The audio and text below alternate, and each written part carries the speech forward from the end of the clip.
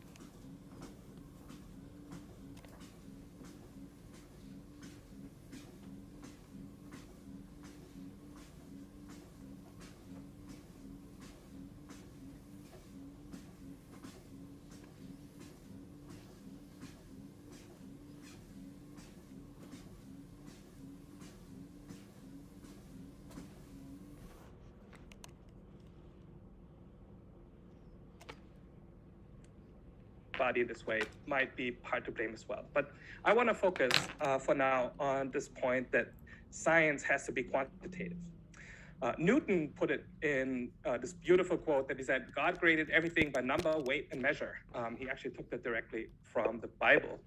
And you can see the famous painting of Newton himself, how it might relate to biblical interpretations. So he was a very staunch proponent that if you can't measure it, it's not scientific. And so when it comes to perception, there seems to be a problem. And so you can still find quotes online today, such as our love cannot be measured, it just is, sounds great. You cannot measure love by a scale of degrees. And of course, that is exactly where Fechner came in. So Fechner changed the understanding of a science of perception and therefore of consciousness from an a-quantitative to a quantitative one. So Fechner was the one that said, yes, we can bring the science of perception into the fold of science as a whole, even if you believe that science is quantitative, by making perception quantitative. And of course, the big trick that he came up with was to use thresholds. So most of us are familiar with absolute thresholds. That's what happens if you go to get a hearing test done. Somebody plays different tones, and at some point they're loud enough for you to hear, and you just indicate when it happens, and you repeat that, and eventually you find out how loud does the tone have to be before you hear it. But the genius stroke was to extend this thinking of thresholds also to stimuli that are far above thresholds, so sounds that you readily hear. And the exact same experiment is done, only in this case, you're asking for when does your perception change. So you're not asking when do you start to perceive something, you're asking when does your perception take on a different form. And so instead of an absolute, you're now coming to a relative threshold, or the just noticeable difference, as it's still being called in psychophysics. And what that's, and I apologize for the dad jokes on the side, but what I want to get here is that he made perception countable. So we can start to count perception, and not only that, he made perception in a way binary. So if you look at this diagram right here, and for those of you who can't see it, I apologize. But basically what I'm getting at is that even as stimulus intensity gradually increases, your perception does not. So there's certain stimuli that change too little for you to notice the change. And then at some point you hit the threshold and your perception will change and you will notice the difference. So what that means is you're going from no change to a change. So it's a binary difference. And that allows us to get perception to numerosity. So instead of thinking of love as something that can't be measured, that's continuous from very little to very much, it seems to be discrete. It seems to go up in steps. And in fact, that is what Fechner did. And it allowed him to then come up with mathematical laws, the Weber-Fechner law that is still in use today. So if you measure these discrete steps in perception, if you use the numerosity, if you use these units that were now provided for perception researchers, these just noticeable differences, then you can find out that there's a relationship, a direct mathematical relationship between the nature of stimuli, the amplitude of stimuli, and your perception. It follows a logarithmic law.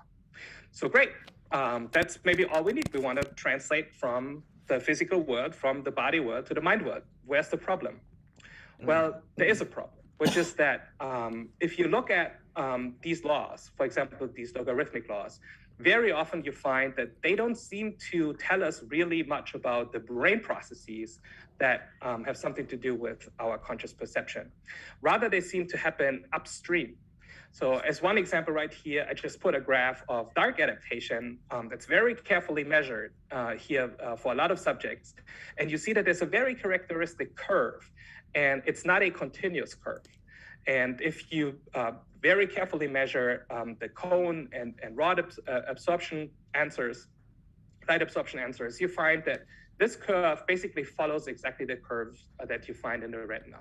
So what I'm getting at here is that some of these psychophysical laws, as beautiful as they are, and as mathematical as they are, they might not tell us about the actual bridge locus, about the actual transfer of what happens in the brain from the neural activity to perception, since they might, in some cases at least, be limited to the input to the brain, rather than the parts of the brain where the magic happens.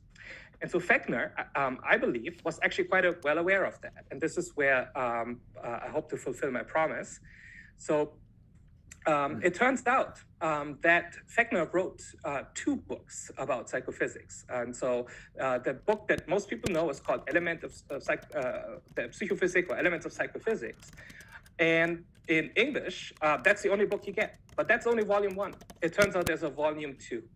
And so that has never been translated to English. So I'm going to give you a translation of a part of it in the next slide. And so that's a translation that I tried to do together with Google Scholars, so take it with a grain of salt. So, but there's a whole nother book, a whole volume 2. And in that book, Fechner talks about this problem that he kind of sees on the horizon, and he talks about his idea about inner psychophysics.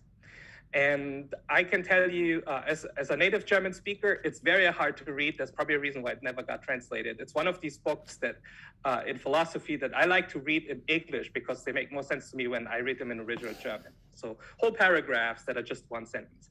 But my take on what Fechner is trying to say and convey here is that he understands that there's a difference between sensation, so the processes that might happen in our sensory periphery, such as rods and cones absorbing light and answering to that, and he called that the Reizwirkung, or basically the effect of the stimulus.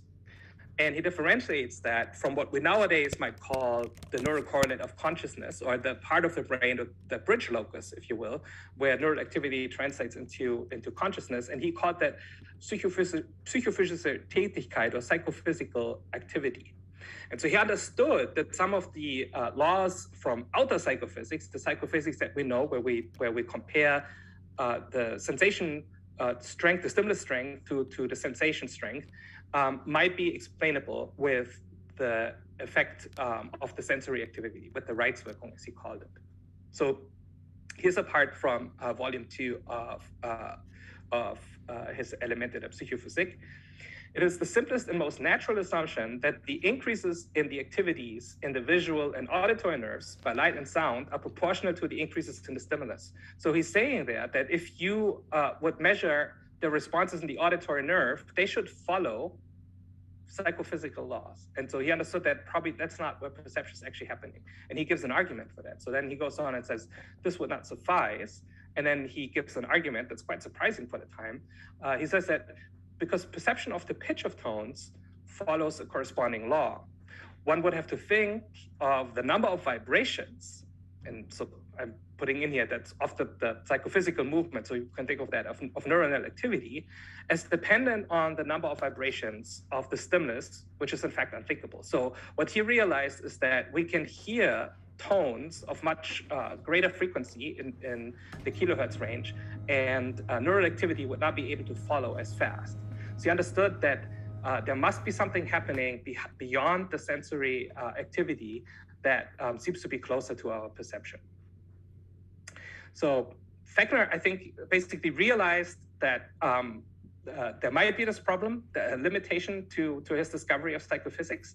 And I just want to put this in context that when he wrote that in 1889, that was way before Hans Berger published his discovery of the EEG in 1924. So it's quite remarkable how much he already thought about brain activity here. And for those interested, I put the link to the German second volume of Elemente of Psychophysics there on my slide. So you're welcome to grab that and put that into Google Translate. So to summarize, so psychophysics in itself might have a limitation in terms of us getting to solve the hard problem. And Fechner suggested that we could get around that by doing inner psychophysics. And so his idea of inner psychophysics was that rather than measuring the sense, the sense response, basically the conscious percept to a stimulus of varying strength, we should measure brain activity. And his dream was that we could come up with mathematical laws, such as the psychophysical laws that we know, that would allow us then to take the brain activity, put in the numbers, and come out with the percept. And somebody who picked up on that quite early also is David Chalmers. So I found in one of his books that he proposed that, also proposed that the way out of the hard problem may be that we can come up with these mathematical psychophysical laws of inner psychophysics that would help us to translate between the physical world and the conscious phenomenological world. And with that, I will throw the ball over to Tom.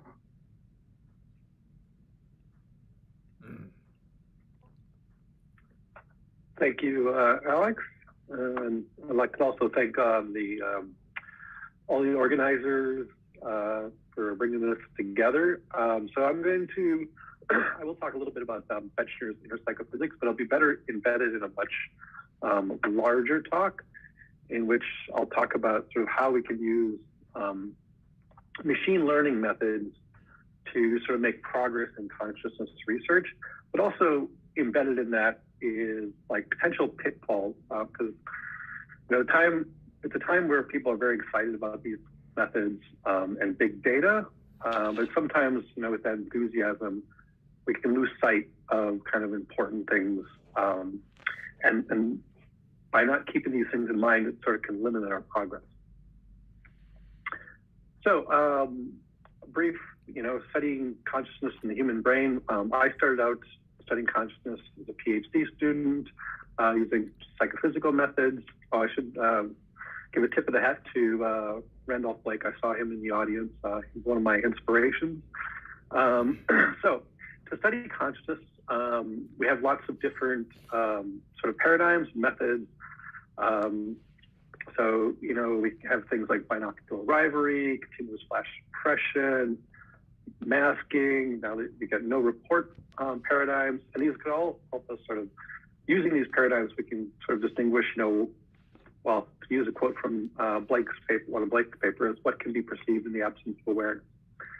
And then we can also couple, if we want to know about consciousness in the human brain, we can couple that with all these wonderful technologies that are getting better and better every day. EEG, fMRI, MEG, single unit recordings, the list goes on and on. But, when we're studying consciousness, often there's, at least in the early work, there's a very simple dichotomy, and that's exemplified in these two slides, where it's sort of looking at conscious versus unconscious. And what we can't get from that simple combination is, what's happening within these little colorful blobs. We want to know what's happening in these blobs, because that really dives into, talking about discussions of representational concepts, which is critical in, discussions of, consciousness. So the standard analytical techniques don't allow us to look at representational content. MVPA, or decoding, I'll use the term MVPA because it's a larger suite of tools. So what can these tools bring us to consciousness? So the first thing is they can actually bring us much more direct access to representational content. So here's one of the classic studies from 2005, Confounding and Tong, where they showed you could decode the orientation of a grading that is shown to an observer. But not only that, but you could even decode what orientation grading they're attending to in when there's two gradings simultaneously presenting. So you not only can decode the stimuli, but you can also decode sort of the perceptual sort of state of the observer. And we can even extend beyond this into more sophisticated sort of ways of looking at brain data. And this is largely championed by Nico Kriegesgart, where you can sort of reconstruct representations in the brain. I'm hoping most of you are sort of familiar with this work, but the idea with RSA is basically you measure differences in brain activity in a large number of stimuli, and then you're going to get a whole bunch of little tiny distances between all these possible pairwise combinations. And from that, you get this sort of larger geometrical representation of stimuli in the brain. And that's exemplified here. So the red and the blue is basically encoding of the little distances. And over there, the pictorial is sort of flattening this space. And now distance is represented. The difference in brain activation is represented in distance in the figure. So faces elicit very similar patterns of activation. A face and a banana elicit very different patterns of activation in human IT. And from that, you can get some nice intuitions about what IT cares about. And here you can see there's pretty clear division between animate and inanimate objects. So these are, wonderful tools for studying consciousness. And when we apply them, we can, ask a lot of different questions. So one study that I did with Sue Wardle, very simple. We took all these sort of very kind of simple and very complex patterns of grading, And then we had people make similarity judgments. So they just see two of these images on the screen, and they say how similar they thought those to be. So it's just a pure abstract perceptual judgment. Then we can go ahead and we can take and put the subject in the scanner, or a new set of subjects in the scanner, and show all these stimuli. Reconstruct the similarity matrix, and then what we can do is we can compare our perceptual similarity matrix. So this is the model based on people's just abstract judgments of their similarity, and we can compare that to neural activity that we measured using MEG. And here we can see, starting about 60 milliseconds, we have a good fit with what we call retinal envelope model. That's not important. But about the same time, this gray line goes up, and that's the link between our perceptual ratings and the neural activity as measured by MEG. So using these methods, we can make kind of nice links between perception and brain activity. Now, what I want to bring to you today a little bit is, like I said, a lot of excitement about these methods, but there's a lot of thought that needs to be going into when we apply these methods. So these methods are a basis for opportunity to sort of expand our understanding of the neural space of consciousness. But our progress can be limited if we don't really think carefully about what we're doing. So what I'm going to talk about for the next few minutes is a few of these pitfalls that we've sort of thought about and identified over the course of many years. And there's a paper out there that I'll give the citation at the end. Okay, so the first pitfall to think about is what is the source of decodable information? All right, so we go into, we'll go back to this Kamatani and Tong experiment. And if you really just sort of think back, what they did was decoded the gradings that people were looking at or attending to. And if you think about it abstractly, that's not actually that exciting, because we've known for decades that basically in V1, there are orientation to neurons. So, the full expectation is we should be able to extract this information out of activity from V1. What was really exciting about this particular study was fMRI voxels are about 3 millimeters, and orientation columns are much smaller than that, less than 1 millimeter. So if we take an fMRI voxel, what we're going to see is a whole bunch of orientation columns are being mixed together, and you'd expect that all sort of wash out on average. And if that washes out on average, then there's no reason we should be able to go from an fMRI signal to what the perceiver is looking at. And sitting in between is sort of the problem. That's this black box of machine learning. These methods are extremely sensitive, and they can pick up on all different types of information, but we don't know what information they're actually using. And if we really want to sort of make progress on, sort of mechanistic explanations, we want to know exactly the information that these classifiers are using to decode what people are seeing. Now, I'm not going to unpack these at all, but there's actually 3 ideas out there. The original one put out by Kamatani and Tong is the idea of hyperacuity, and that basically is that there's going to be little teeny tiny biases in these voxels, and the super sensitivity of machine learning is able to pick up these tiny biases, and from that extract the orientation of the gradient.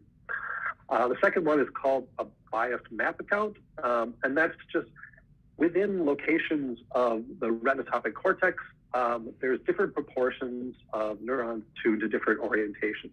And the most well-known is what they call the radial bias.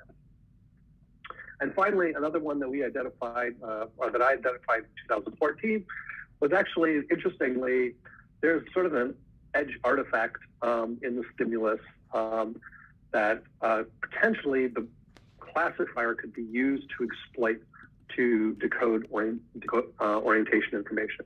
Now, obviously, I have my favorite among these theories, and I'm not going to go into them.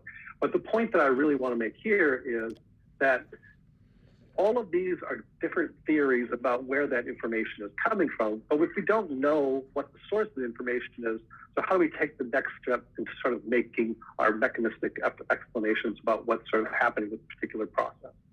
So we really have to think carefully about what is the source of decodable information.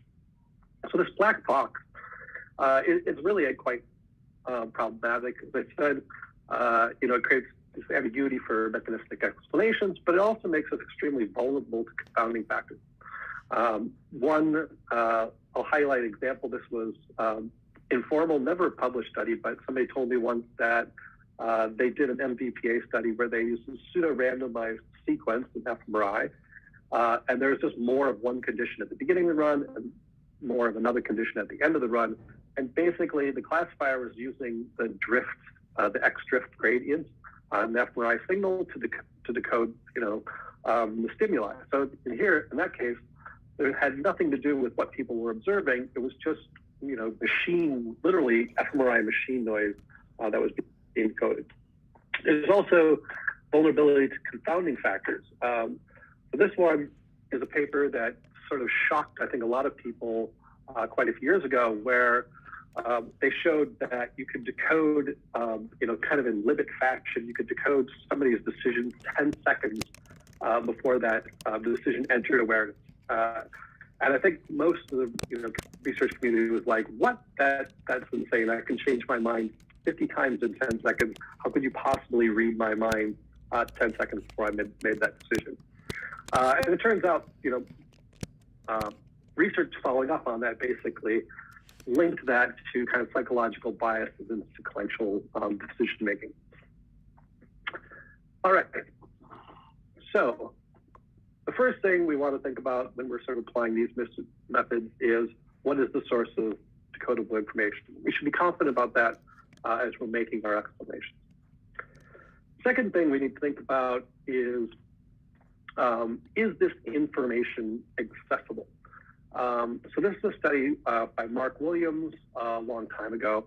And basically they're showing 3 different categories of stimuli to observers, and they're trying to decode which stimuli the observers were viewing. And this is done in a sort of a masking paradigm, so brief presentation followed by a math.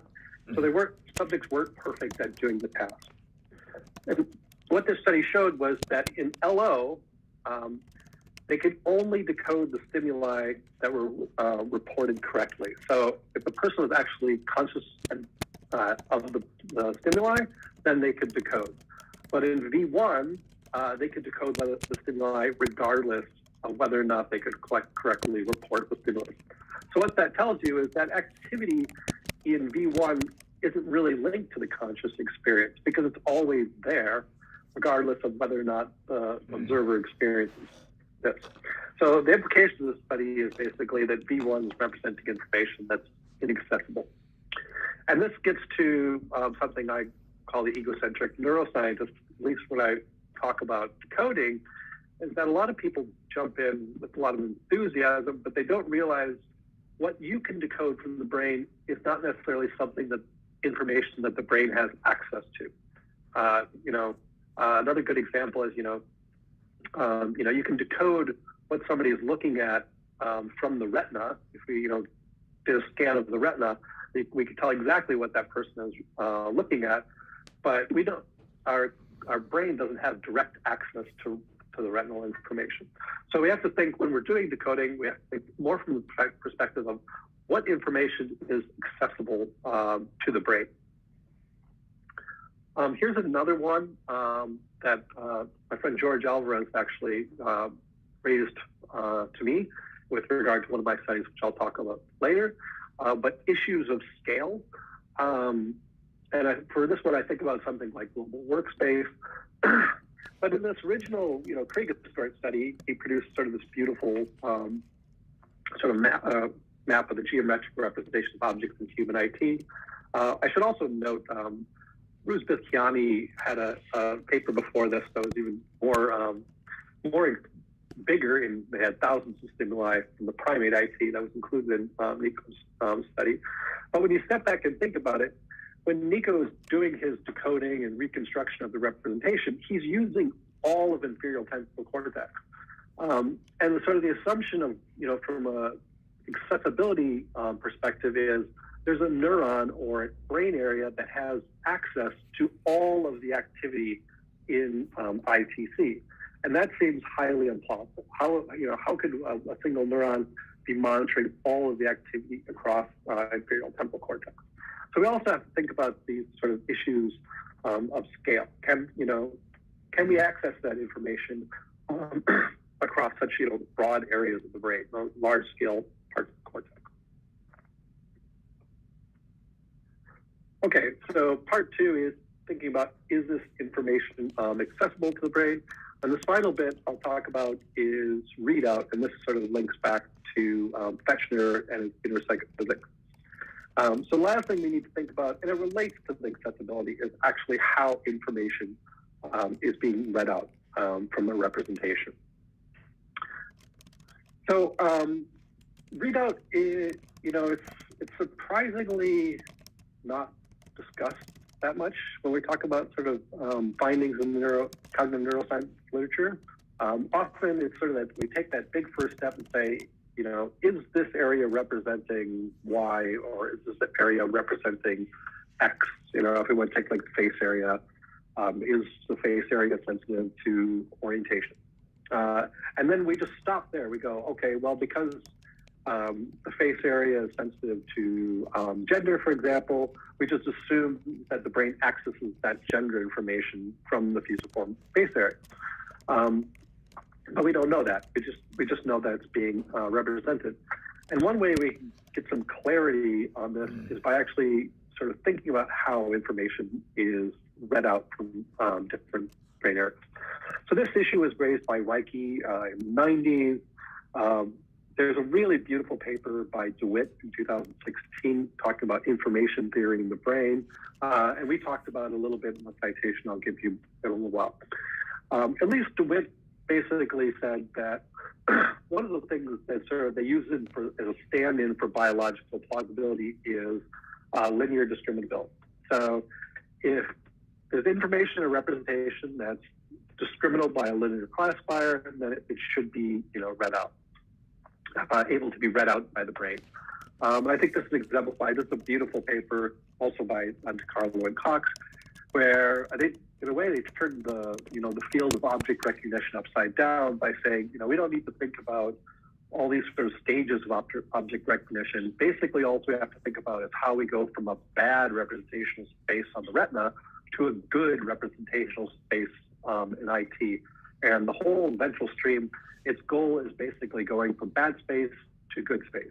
And into Carlo and Cox's terms, good space basically means linear separability.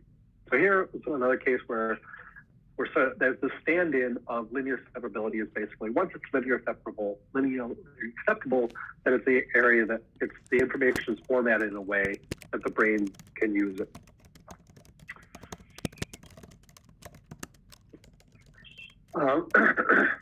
And here, and this was part of the argument of the paper that Alex mentioned, is we need this sort of shifting frame of reference that I've talked about previous, is we have to think of the brain as its own decoder. We really have to think about how the brain pulls out information from brain representation. So again, this is sort of the egocentric neuroscientist, where we're sitting in our lab, we're looking at what information can be decoded from different areas, inferior parietal cortex, V1, inferior temporal cortex, and we're just sort of putting things into two bins, whether or not we can decode information. But what's really important is whether the brain can decode information from a representation. And this is a quote from DeWitt's paper that I particularly like. One cannot simply measure a physical property, the flow of electrons to wire, the firing of a neuron, or pattern of activity measured with fMRI, and assume that we've measured information. Rather, we have to construct a model of how that activity can be used by the receiver. So if we really want a strong model, we have to also talk about how the receiver can take up that information.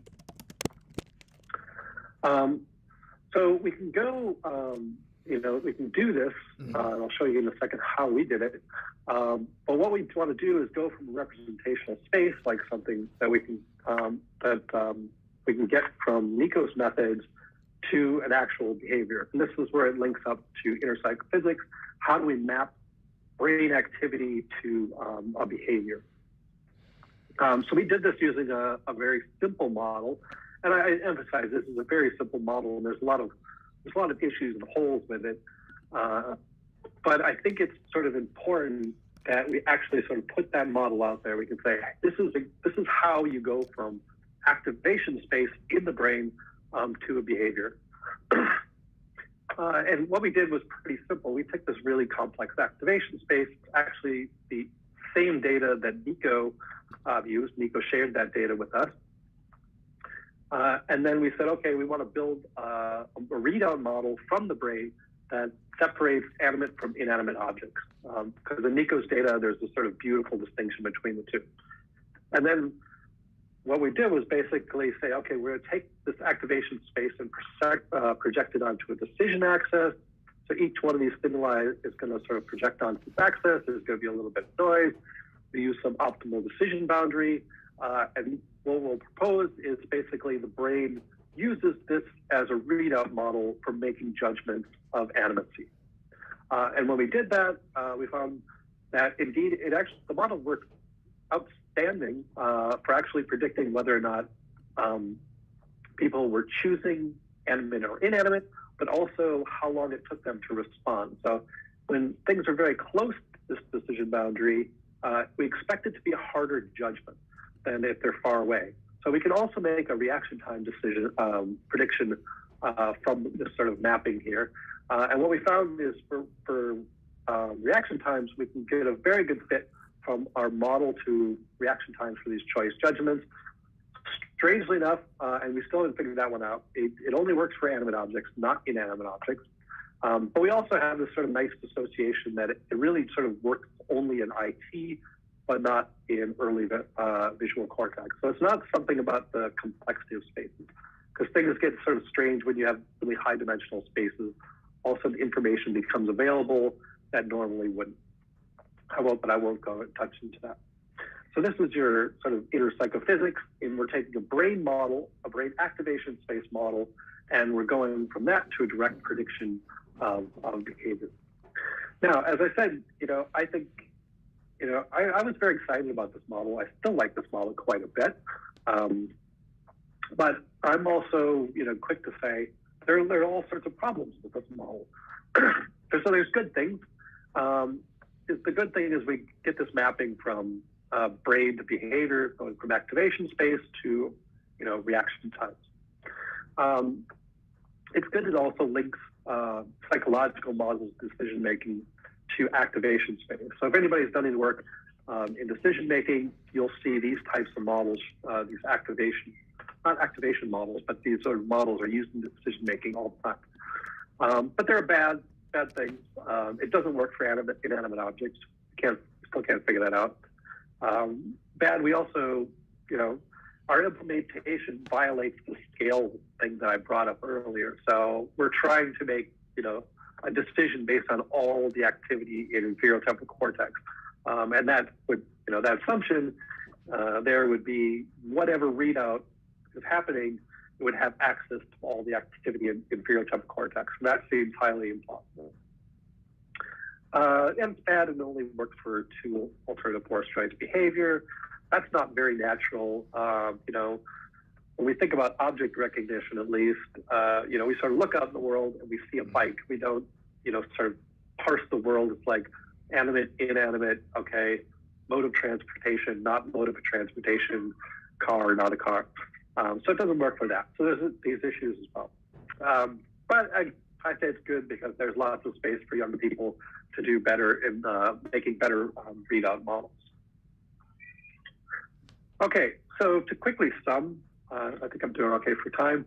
I think it's an exciting time, and these methods are maturing, that we have these sort of methods, MBPA, that provide an opportunity for progress. We sort of argue people shouldn't get too excited. We should carry these sort of considerations in the background.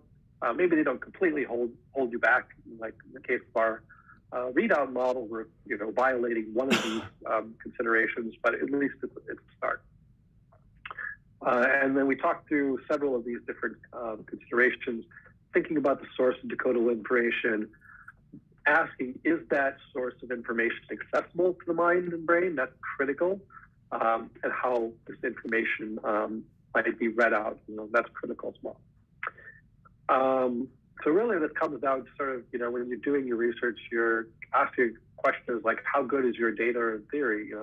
If you have a theory, but it can't handle it, it has scale issues, doesn't talk about how information is read out, you're not thinking about your source decodable information or accessibility, then there's more room for future improvement. All right, I'll put a cap on it there. I'll put the Twitter address. I don't tweet that much, but we do tweet our papers. And here's all the people that work with us on this. This is an adaptation from the material of a paper I worked with Brendan Ritchie, who is really one of the main drivers of the inter-psychophysics work. Colin, your host, Aaron Goddard and David Kaplan, and I also talked a little bit about one of the papers I did with Sue. And then I will leave it there. I also acknowledge your funding body, the ARC. And thank you all.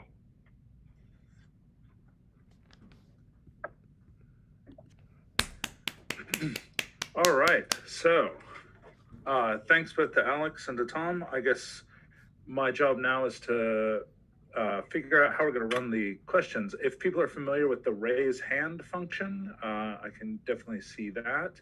Or you can add things in the chat. There's already a vigorous discussion going on in the chat. I don't want to try to recap that, but very interesting stuff about consciousness generally and also about this stuff in particular. So does anyone want to kick us off with a question?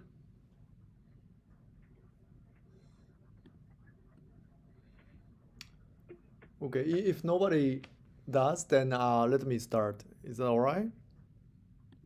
So I think what Tom you said about, and also Alex, both of you probably raised the issue of what can this type of the decoding or psychophysics is actually revealing in the end, right? And my sense or my argument for several years is that as long as you rely on the one single kind of decision or some kind of labeling, simple labeling of seeing or not seeing or something like that, then you end up in basically finding the mechanism that correlates with that only. And that's very different from how we see the world in any form. So rather than going into directly what information, what representation can we decode or access or something like that, I think the one step more sort of the promising kind of approach is to explore the path to get to the sort of the how people are actually feeling, maybe expanding or exploiting more of the richness of the similarity rating type approach to try to really characterize what it means, meaning for the people to see red kind of stuff. So this may be more of the probably question or a comment to Tom, whether you are satisfied with decoding or classifying the reaction time, or do you want to go beyond that? Do you want to comment on that? I think it's a great question. I wanted to relate it to some of those principles, like as soon as you try to measure it, you're sort of impacting it. Like what you're saying is like if you try to measure consciousness using some method, and you're sort of defining consciousness implicitly through that definition.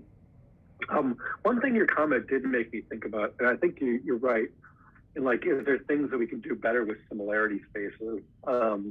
And one method coming from Martin Habert's, who's now in Germany, I think is really good, is he has this odd man out paradigm, where he just shows you 3 random objects and you say which one doesn't belong, but you don't tell them why. And I think it's a really nice paradigm because it's unconstrained. So, with any given set of 3, you might use different criteria to say why they're different. And from that, I think you can get to build up a much richer representation of the space, as opposed to sort of directly asking them questions like, are these similar in form, or are these similar in texture, or are these similar conceptually? And I think in Martin's first pass, that was like this huge big data thing. He found like he was able to sort of get a really nice, big, rich, reconstruct a very rich representational space of objects that included, things that maybe people, weren't really thinking about that much. So I guess in a way, I would say like, maybe the way to kind of push forward, at least with similarity spaces, is kind of do exactly what you say now, is to not ask people such direct questions and just let their minds wander and sort of find those different dimensions and let those dimensions pop out of the data. Okay. I'll let others ask questions. Or maybe Colin. Sure. Yeah. Oh, well, I'll keep us going forever if you want, but we have a question from Steve Carey. Did you want to read it out loud, or do you want me to, if he appears? Sure, I'm happy to. I feel hopelessly out of my depth here, but I'm not quite understanding what the explanatory power could be. However good the machine learning project gets, doesn't it just give us a finer and finer grained account of the oral correlates of consciousness without explaining consciousness? What's the explanatory power?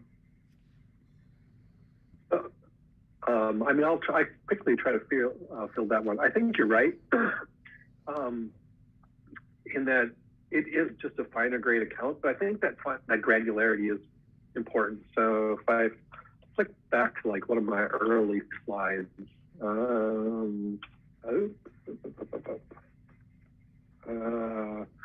when we're talking about, we'll just generically pick this study right here. You compare, yes, I saw it, no, I did not see it. And you get all these different blobs, and then they're all sort of entered into the sort of matrix of consciousness. But if we're asking, in this one, maybe they're trying to say something about conscious representation of faces. If we want to talk about the conscious representation of faces, we want to know which one of these blobs is encoding that kind of fine-grained granularity of faces. So in one of these blobs, this might be, let's call it the attention blob. This might be the working memory blob. But it's this blob right here that's encoding, faces tilted to the left, faces tilted to the right, faces that are male and female. And for that, I would argue, it's this blob here, or that face blob, that is the sort of source of conscious sort of information. So I think that distinction between looking at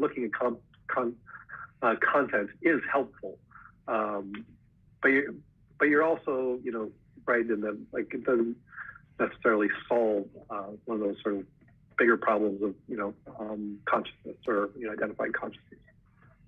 And if I could jump in on here, I'll play devil's advocate for representations as well. Like, I think you can actually say, it's possible to say something slightly stronger, right? So if you've got, there are people who are sometimes called representationalists about consciousness. And whether you find this, many people find this unsatisfying, but the idea is that we're conscious of the world because we have a certain kind of representation of it. So it's not just a brute fact, but it's something like, you've got a certain kind of map, the right kind of map in your head or whatever. Now, if you think that, then just finding this is what I always took the upshot of some of this stuff to be, is just finding blobs that activate. That doesn't tell you very much at all, but showing what you're representing shows you quite a lot. So that's actually the ingredient.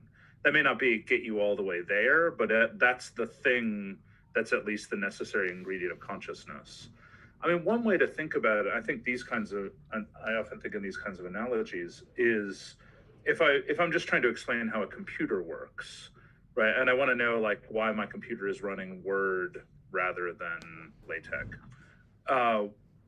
Looking at the processor and the memory are all just going to be doing stuff. Like, it's not going to be a huge difference between, running one program and running another. What makes the difference is the representations of the program and the data and so on that are going through it. Like, that's really where I'm going to get the interesting explanation. So I think at least moving from univariate analysis to decoding, I would say for consciousness was supposed to at least be getting you closer to the things that are really going to make the difference. Although in some sense, it's true that if you go down, in some sense, it's all neurons firing one way or the other, but it's at least giving you like kind of a better theoretical look at, a theoretically more useful look at what those firing neurons are doing. That's the idea. And then the question is whether you're actually getting representations or something else, which is most of the pitfalls part of the talk. And if I can piggyback on that real quick. So I think when it comes to explanatory power, when we think back to what Fechner has done, I think it's that he went beyond a Pearson R value. There's not just a correlation. And I think that's a problem that we're dealing with in the neuroscience of consciousness at this point. That's where a lot of people feel the NCC approach is stuck, and maybe even machine learning. So Tom and I had a little bit of a pre-discussion of this, and so there was a lot about, is this still correlational? Because what Fechner did is he gave us a logarithmic equation. So that's almost like Newtonian physics. At that point, we're dealing with something that seems, again, like the book of nature is written the law of in the language of mathematics. When we have a simple equation, there's something in us that feels like that's an explanation. That seems to be closer to what's ontologically out there. And whereas with a correlation, we understand there's confounders, there's all kinds of the Simpsons paradox, there's all kinds of problems that keep us from really understanding causal relationships with correlations. And so what I see in Tom's talk and in his paper is that he's thinking, especially when he said when it comes to readout, he's thinking that is there a way that we can move beyond correlation? Is there another mathematically formalized way that we can take the neural data and then bring it closer to what our experience is? And I do see hints of that. I do see that there's hints of that, and anybody who's interested in this, I encourage you to read now his papers, to go and find his YouTube videos and his talks, and also Giulio Tononi's, other people, Janis Kleiner and so on, because there's a lot of people thinking alike at this point, and I see Tom very much in the same vein, which is to move away from something that is correlational and simple to something that seems to be multidimensional, that seems to be maybe more based on spaces, geometry, rather than a very simple linear relationship. And I think that there's like a hunch out there that people understand that might be what's heading us in the right direction, that there could be mathematical formulas, but they're going to be more than just a Pearson's correlation coefficient. Yeah, great. We've got a hand from Camilo Lebedinsky. Yes, hi. Can you hear me? Yep. I have a question perhaps for both the speakers, but when we're talking about representations, and I think Thomas gave an example of the retina containing some implicit information about, for example, faces that it's not necessarily accessible to, let's say, the LGN or the rest of the brain. But let me see if I get this correctly. Do you think then that the representational content is a function not only of the activity of a specific region, but the specific way that this information is used by downstream areas, right? So if I had, for example, an LGN that was a very high dimensional space where you just feed the retina and then an organism, all that it does is go away or forward from faces, would that then mean that the retina is representing face information? The representational content is a function not only of the activity of a specific region, but the specific way that this information is used by downstream I'm going to keep on marching in the same direction. For example, an LGN that was... I feel that there are theoretical answers on that. I'm a convert, again, when it comes to the work of Giulio Tononi and now and others have pushed forward, because it does seem to provide answers to some of these questions, right? So it solves the problem of who's reading out. It solves the problem of which part of the brain, the granularity problem, or the problem of scale that Tom discussed and that Paul Martin also had great comments on. And because IIT says exactly it should be these types of activity or these causal actions, and only those will translate to your experience. And the beauty of this theory is that it's not only falsifiable, it doesn't only provide qualitative predictions, as some other theories do, but quantitative ones. So there's a Python code available that you can throw in your neural data and you can run it and you can get quantitative answers to some of these questions and some of these predictions. So the LGN, for example, if we have all of the data of the LGN and we should throw it in there and then we look at other visual areas, we should find that there are differences in these scalars that are measured in terms of, not to get too much into the weeds here, but in terms of the intrinsic information that's from the causal interactions that are happening between neural structures. This makes sense. Maybe I went in the wrong direction.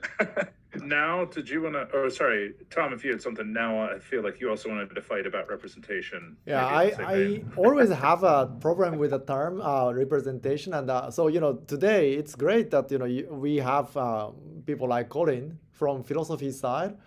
I really don't. I study, I read this, representation or something like that within the Stanford Encyclopedia Dictionary for, philosophy and so on. But I never understand why it's something to do with consciousness, actually. Because when we, experience something, either opening my eyes or, in the dream or hallucination or something like that, we are experiencing that. And only in subset of our cases where we are seeing something veridical corresponding to what we are perceiving with respect to most likely thing out there in the world, then only then this concept of representation kind of makes sense.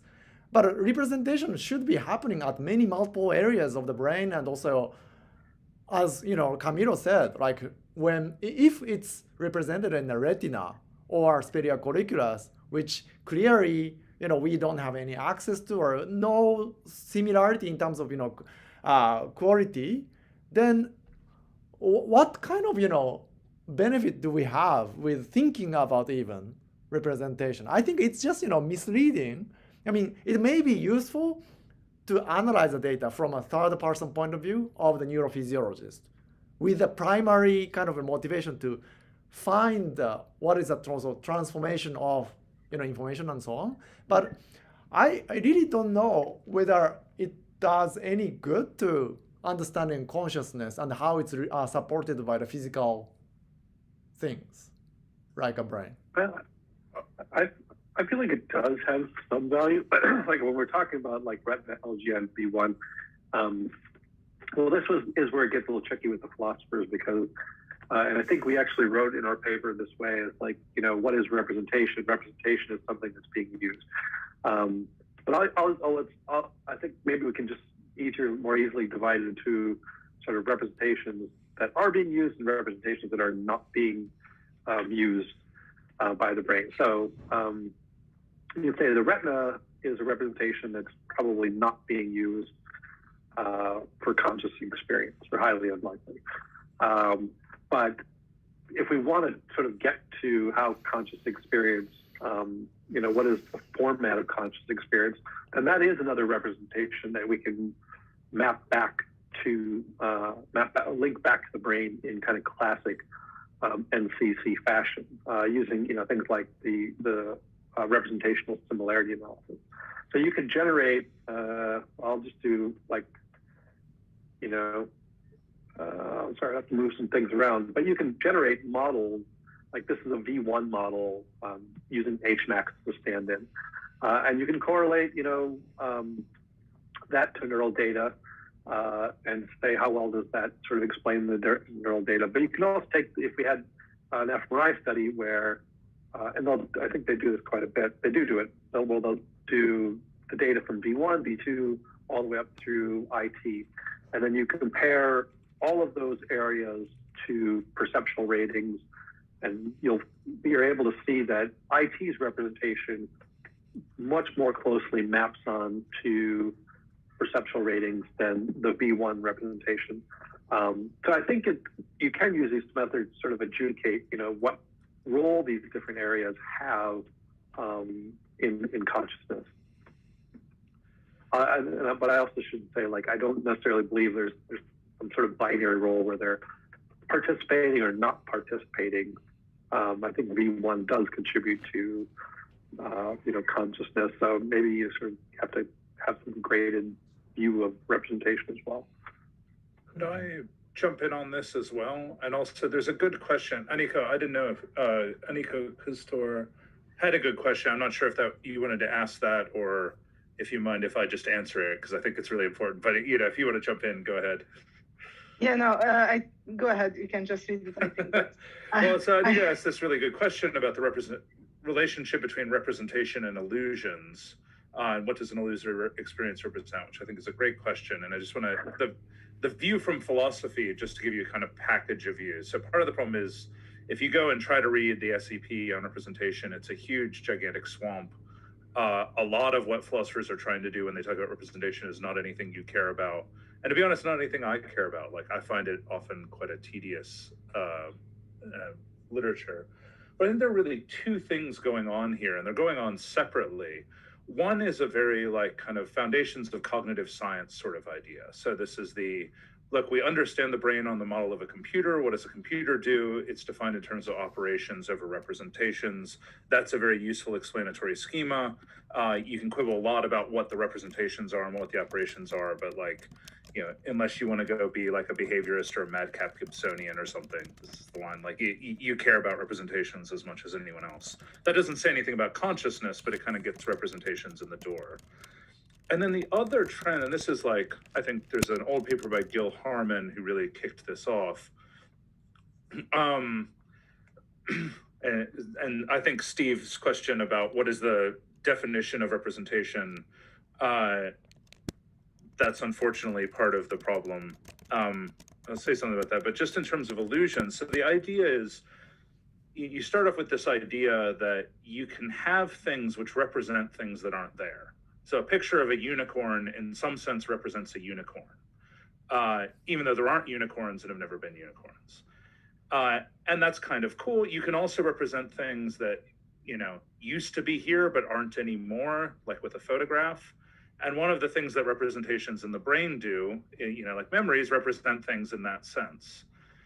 So then the idea is supposed to be something like, well, when we represent something, really what we're aware of is the object of that representation. So if I hallucinate a unicorn, I'm aware of, in some sense, the unicorn, not the representation itself. But it gives you this framework that's supposed to be parallel with thinking about pictures or photographs or whatever. So the idea there is that what you're conscious of is the object of a representation.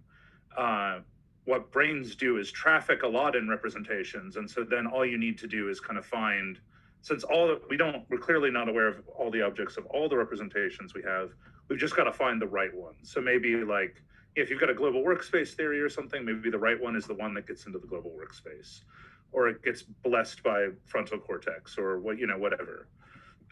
That's an important detail. But it's supposed to be, I think, Steve,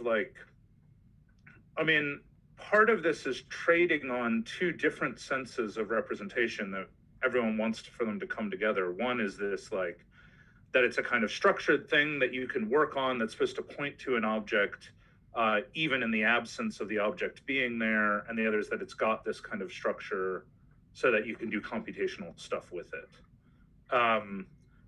But then a lot of the worry in philosophy is about, how to make those true. I don't know. I'm going to a reading group after this for a particularly long and tedious book on representation. So there's a lot of infighting on that. But I think the idea is the quick version is representation is supposed to have some relationship to the general project of cognitive science, and that if you think you can understand consciousness in terms of this relationship that representations bear to their objects, then the hope is that you can take these slightly less mysterious things and reduce the more mysterious things down to them. I'm giving you this package that used to be more popular. I think it's probably less popular these days, but that's the kind of, sorry, Steve, you can feel free to jump in too, Steve. I'm just sort of, I'm rolling, but yeah. Somebody asked an interesting question about now. Anika asked a relationship between representations and illusions. That's not like a unicorn, where it doesn't matter whether unicorn really corresponds to something in the real world or not. But when we are deceived by the way that we typically understand the world to see something in a way that actually it isn't, we see shading because our mind is making an assumption about where the light source is. Can we imagine that would be represented somehow in neurons? Or is that more kind of a less neuron-specific activity of the brain? I don't know. I mean, I would assume, yeah. Although mean, there's a problem that I give my students. So I think there are two things, and one I wanted to get Tom to say something because I'm technically only the chair. But one interesting like thought experiment about representations when I teach this stuff to students, I say, look, we know that when the image goes into the retina, it's upside down. Where does it get flipped back over? And and sometimes I remember being young and being really concerned about this. But the idea is something like, it doesn't matter whether it's right side up in the brain at all, or even if it doesn't need to be a little image in there. What matters is that, heads are represented as the top and feet are represented at the bottom. And it doesn't really matter how you do that. You don't need space to represent space or time to represent time or anything like that. Wait. But that's something that I have some issue with. Yeah. Because there is an very rare but highly reliable kind of reports in the patient who has some kind of particular lesion in the brain. Sometimes it's a parietal and sometimes cerebellum and so on, who reports the inverted vision or rotated vision. Okay. So there is, I think when there is a conscious experience of this form in this particular way, that the way we are seeing is this this way of spatial structure has to be supported by the spatial structure of the thing that's happening inside the brain that is directly sort of supporting this experience. And here I am less, I can kind of see that sort of correspondence of my way of saying the supported or corresponding probably corresponds to what you are saying as a representing probably. Like, also, Tom's, representing. But leaving aside, coming back to this, space issue of the consciousness, there is a clear reason why we are experiencing things like this way. And if it's impaired, we don't necessarily experience the world as such. So, that's, some detail, but I think it's an important thing to realize. I think there are two things there, but also to jump to Tom. So just one thing, I mean, the kind of thing I have in mind with representation. So if you have an iPhone, sometimes when you try to upload your pictures to Instagram, they're rotated 90 degrees. And that's because there's a bit that Apple cares about more than some websites do, right? So it tells you, which rotation is in. It's literally you change a bit and the representation of it rotates 90 degrees. It doesn't matter like where those things are on the platters of your hard drive or anything like that. So there's all kinds of schema for representing space. But one thing because I'm curious about this, and since Tom's here, one place that seems like it would be a really interesting source of data is decodability on error trials. So like, do you know stuff where people say, they make mistakes and you can decode like the mistaken representation rather than what was actually there? Because that seems to be getting at, again, both not just the seen and not seen, but also the like kind of, what people are willing to report. Yeah, I feel like I've encountered it through discussions, but I can't pull a citation. I mean, I know the big issue is it's just really hard to get people to make errors. I'm trying to think, like Alex Wolgar was trying to do this. We had a long chat about how to get the errors, but I feel like there definitely seems, in my mind, there are definitely studies which show that they show that they make the same errors that you see in the representation. I can't pull it. I can't think of it at the moment. Like I think like Arash Afra said some of the stuff where they're perturbing activity in like FFA and getting people to make errors, and similar with like Shadlin and Newsom, because they sort of push activity around and force the monkey to make the mistake they want them to. But I can't put my finger on anything where they've done like an actual analysis of errors. One thing that now mentioned though that came across my mind, like, hey, do we have anybody that's done like the prism, trained themselves with the prism glasses? Because I believe if you wear the prism glasses for a few days, you get used to working around in the environment, but I thought also qualitatively the world flips. Yeah, but not. that's a bit controversial, right? I mean, Yeah. Okay. Yeah, I don't have cited data for it. I always wanted to do it, but I just didn't have 3 days off. yeah, I actually have a paper from about 10 or 15 years ago that's got trying to review a bunch of the evidence on this. This is another one where if you go back to Kohler and actually read the original, it's much more ambiguous. And also, like, part of the problem with this data is that, or these experiments, is that they're so onerous that basically it's always the experimenters. So there's some more clever recent ones. There's a Japanese group that did one, I know, and there are a couple other ones where they're trying to do like shape from shading and things that, yeah, because otherwise it's very hard to like get people to say like, well, you know, I can read it and I can interact with it, but it still looks upside down is often just a weird kind of report to make. But yeah, I mean, I don't know. Now, do you know anything? I haven't looked at that literature in like a long time now. So yeah. I don't know if, Me neither. But what I know is that at the level of the the animal studies, for example, prism experiment has been done in a barn owl and so on, and what they found is this is the knowledge I learned around 2000 or 2005, so it's quite rusty, but they do observe some kind of new sprouting of the synapses in visual cortex and so on. And then when this kind of thing happens, then the barn owl also starts to adapt to this change of the visual experience induced by the prism. And then after several months, and then when they wear the prism again, they can adapt really quickly.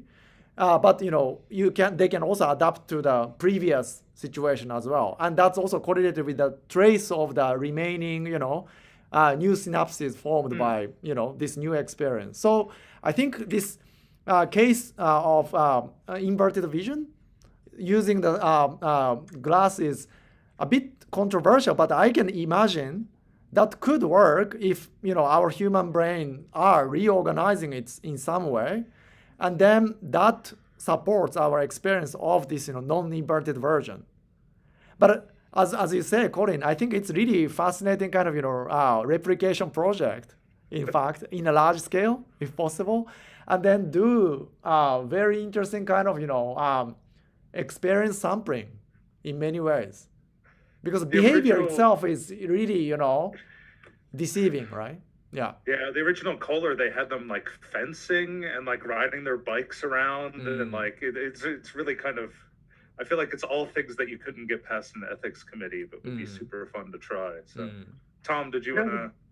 Oh, I was to say, the description actually feels like when you move to a country and you drive on the other side of the road. Like it's super painful for a week or two, and then you sort of get the hang of it, and after time, it's just like riding a bike.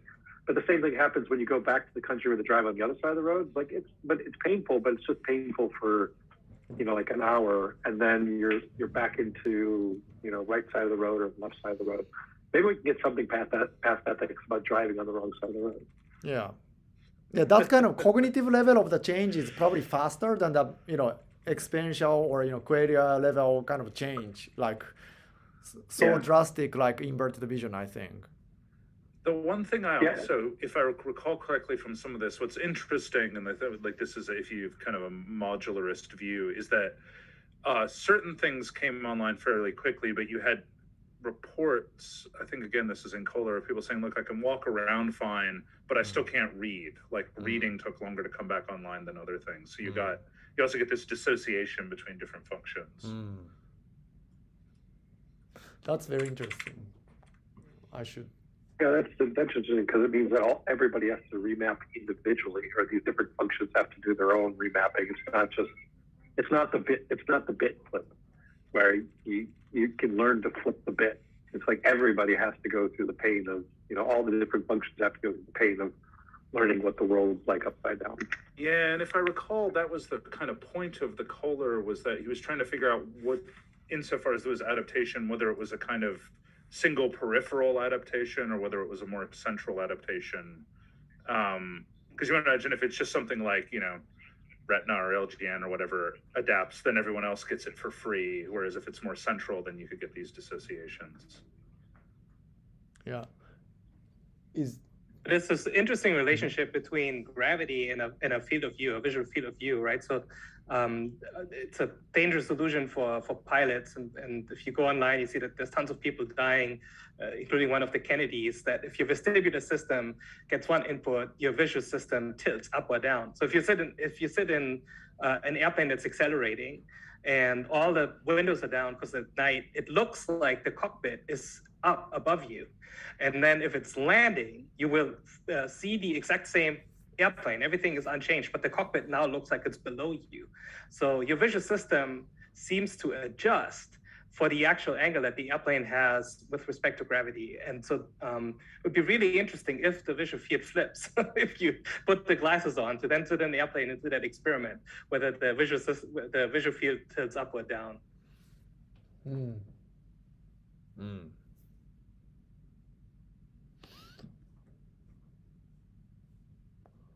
Okay.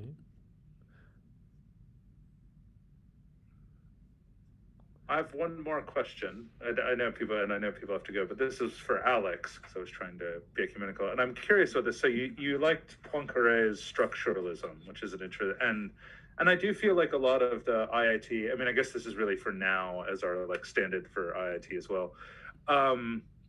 You know, one worry about this that I'm sure you're aware of that shows up in a lot of the philosophical literature is this worry about inverted spectrum.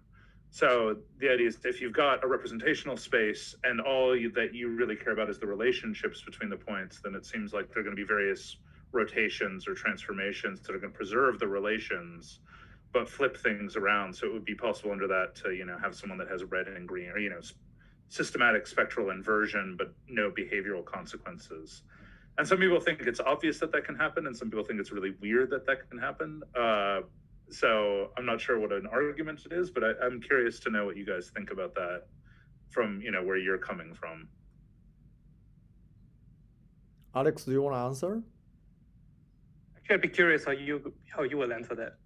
Oh, so my opinion is that all these, you know, philosophical thought experiment about the inverted qualia is just too simple, and it won't work in reality, and it won't work if all of our color, you know, qualia is supported by something like, you know, invertible in spectral, you know, orientation and so on. It won't be experienced like as we are doing, probably.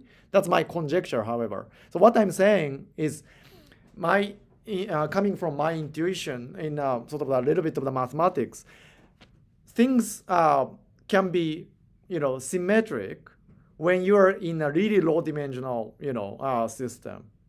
Like if you are in a one single line, one dimension, then there are many points that you can flip and then you don't notice anything.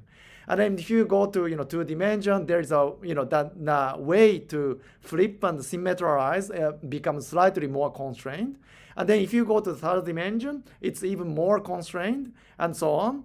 And simple concept of color as a 3-dimensional thing, like, you know, hue and saturation and, you know, luminance. I think that's probably the source of this confusion. It is true that, you know, retinal neurons activity or, you know, population of neurons can be described in this, you know, 3 sets of, you know, numbers potentially, but our color experience itself is unlikely to be really, you know, purely 3-dimensional. And we had some kind of very interesting color qualia symposium, and one of the researcher, Shinya Nishida, told me that, for example, you know, experience of the skin is not possible to reproduce with a, you know, single, you know, number of HSB. And also a brown or orange and things like that only exists in certain kind of, you know, situation, and so forth. So I think, you know, that even the sensation of a relatively simple sensation of a color is super high dimensional kind of, you know, concept that is bound to both space and also many different kind of property around the space, like, you know, potentially related to some kind of emotion. I don't know, this may be not true, but more likely to be related to the texture experience per se. this is supported by the evidence that color related neurons in IT or V4 tend to be also tuned to the shape and also texture as well. So I think in the end, the way we are experiencing the color itself is not close at all to this kind of invertible, spectrum. And if it is like that, it's not like the way we are experiencing. And we are thinking of a way to test this kind of thing. But that requires probably both large-scale psychophysics and also animal experiments or human recording, and also some kind of theoretical prediction from IIT as well. That's my long shot goal, but my response to you. I'm tempted to add to that real quick that I wonder if this is only a problem if we operationalize consciousness in terms of behavior, which a lot of these philosophical arguments seem to hinge upon, whereas IIT doesn't do that because it describes consciousness as intrinsic. So there can't be a philosophical zombie because it would be different for the zombie. And to have even just one observer means that the theory is observable. So I know I might be risking everybody, losing everybody here, but I might not be bothered by it as much for that reason, that in the end, it's more important to get at qualia than maybe that there might be more than one possible solution.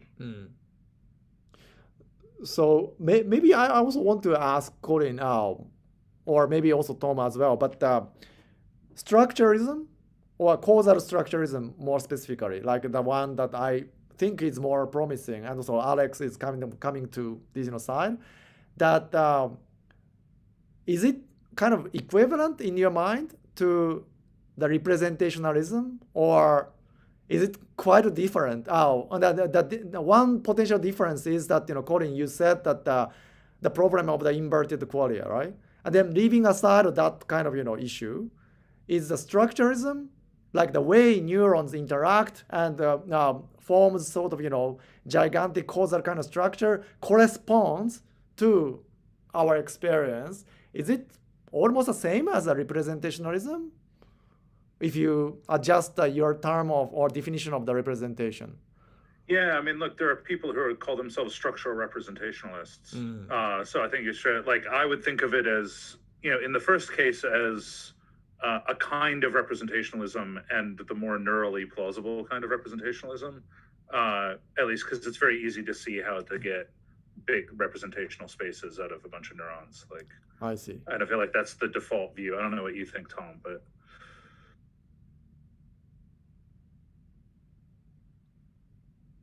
Sorry, what did you say? It's difficult to get representational spaces out of neurons? No, easy. Really easy. Oh yeah, very easy. Yeah, I was by that. I was like, no. Yeah, I mean, I assume that's the kind of basis of a lot of your work, right? Is that it's very natural to assume that there's a representational space coming out of here, and you're trying to pick it out. So.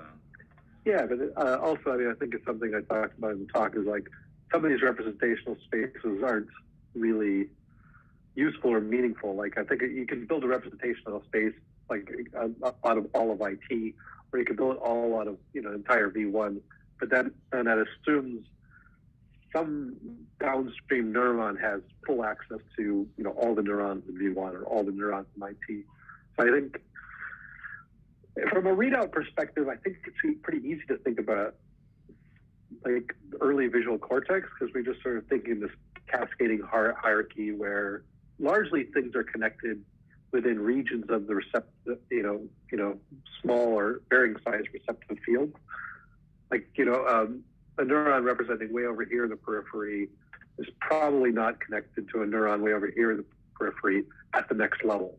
It's, they have sort of cones or cones going up and down. In which case you wouldn't really expect, any neuron to have access to all of a full construction of the V1 representation. Okay, then maybe, I don't know if you still have time, but, one thing I'm also curious about, what you guys have thought is this, Andrew Horn and Tononi's paper in Entropy talks about the space phenomenology. And they base their argument in terms of from an IIT perspective, but that part we can get rid of. And the simple question is how we experience these spots of the things, and also its distance or angle or relation of the spots out of something that is completely, for example, disconnected. Or if you are going into the IT and then you are thinking about the readout neurons, are you basically suggesting that when we are saying that there is this point and this point is far at this particular distance, there is a corresponding readout neuron that is tuned to this particular direction and the distance? Or is it kind of arising from this structure that neurons are kind of having this overlapping receptive field?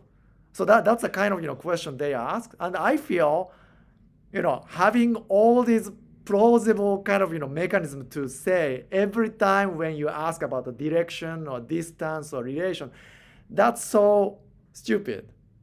But it's more parsimonious and also more directly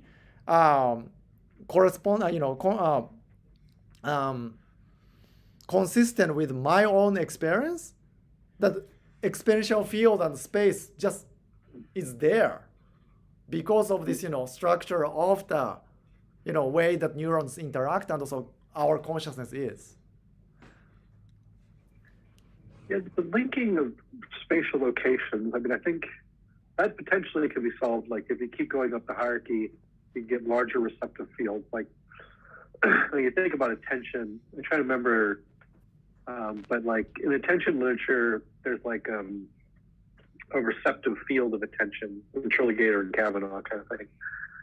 And they believe that receptive field is because attention is being directed by an area much higher up the hierarchy that has larger receptive fields.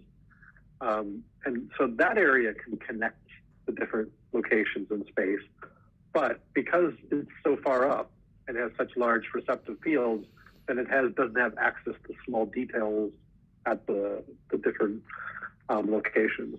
So yeah, I guess when you think about it, there does in a way have to be an area that does have access to all that information to make judgments, but it could be 6 stages down the stream through a big process of summation. And then in order to make those judgments, it has to go back down the hierarchy to sort of grab that information. That's very speculative, but that would be my view of how it's done. Yeah, that's good, and also probably potentially also addressable with empirical experiments, right? Like if your hypothesis would be that this kind of arbitrary combination of any kind of spots is basically computed by some kind of flexible attentional mechanism that is operating at a higher level. Yep. But that also predicts that if we ask this kind of decision really quickly or simultaneously, then it will interfere with each other because of attentional limitation or something. But if it's just all there, like Tononi and Hon says, then it won't matter because it doesn't really depend on the attentional mechanism potentially. There's good attentional interference like data. We worked on attentional interference a decade ago, and like when you're doing tracking, and if the dots get too close, they actually zap one another. So you can't track them if they come close to one another because your attention receptive field is so big. And then what happens is they start suppressing one another because they have, like an excited attention receptive field, an excitatory and inhibitory. But once they get close to one another, they start zapping one another, and you can't track them anymore. So I think there's good evidence for spatial interactions. I wouldn't agree with their sort of view that you can just sort of grab wherever you want without consequence. The other thing I think this is relevant. I haven't looked at their paper yet, but I just pulled a copy of it that I've been thinking about a lot, and I have a paper on. So a lot of the stuff, including, so a lot of the work you were talking about, Tom, thinks a lot about linear readouts and linear functions. There's interesting models, and some of this I got from Puget, but this was thinking about some problems in body representation. You can have these things that are quite common in machine learning, where essentially you've got a single, a single representation that's using nonlinear basis functions to bring in the lower level stuff, which then gives you a bunch of simple linear readouts of different features. So you've got one representation that's in a weird space, but it's got nice mathematical properties that you can then do linear readouts off of it for different things. I think that's, I think this question, and I think there's a general question about what the bases for consciousness are, in the sense of like the basis functions for consciousness. So you can imagine, you know, I mean, it's weird, but like you get, so sorry, this turns, who is the Olga? Was it Pribram who liked the holographic theories of consciousness? It's a very 70s kind of LSD in the bad way sort of theory. But you know, it's interesting, like if you look at, for example, how JPEGs are represented on, you know, the format for JPEGs is not a point, you know, a value at each point. It's a combination of a bunch of discrete cosine transforms, from which you can reconstruct the whole image. And that's got various nice computational properties if what you care about is smoothing and compression. And so the idea of, you know, I do think there's a really interesting question of some of these, of like thinking about not just whether there are representational spaces, but how to think about essentially the axes of that representational space. And given that, my impression is anytime people go and look for actual like nonlinear basis functions in the brain, they're pretty easy to find. So I think there's actually a lot of interesting work to be done there. And then also, presumably that would give you a somewhat different, you know, hopefully like different empirical predictions about what could be distinguished or what could be readily distinguished or something like that. So I've been thinking about that. About basis functions. The bases of consciousness, man. We'll talk about this. I'll send you the paper on this because I feel like it's such a great pun that I like it. I actually have to go, but thank you guys for everything. All right. And hopefully we'll see you guys again soon. Yeah, I suppose I should probably wrap it up as well. Thank you, Tom. Yeah, thank you, everyone. Thanks, Tom. Thanks, Alex. This is a really fun discussion. Indeed. Thank you, everybody. Bye. Thank you. Bye.